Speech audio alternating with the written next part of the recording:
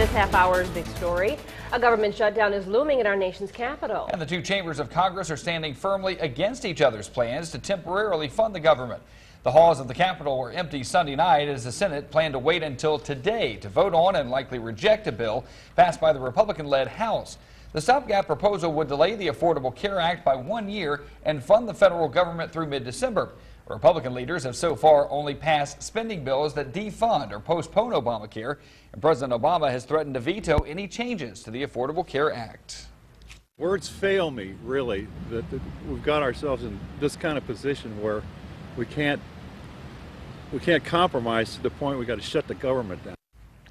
The Democratic leaders want a House vote on the Senate's funding bill, which leaves Obamacare out of the mix. So with all this activity in Washington, a shutdown could cause a ripple effect for thousands of government workers. Local 15's Stephen Quinn is live from the VA clinic on Spring Hill Avenue. And Stephen, how could a shutdown affect us locally?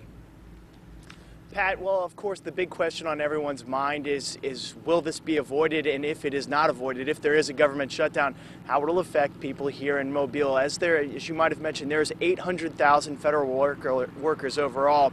And if there is not a bill passes, there is expected to not be. That government shutdown will occur at midnight. And based off of what politicians have said today, it appears very likely that that's exactly what will happen. There's a time and place to debate Obamacare, but not at a time when millions of innocent people are held hostage. Simply delaying it for American families on the same terms as is being done for big corporations, that's a compromise.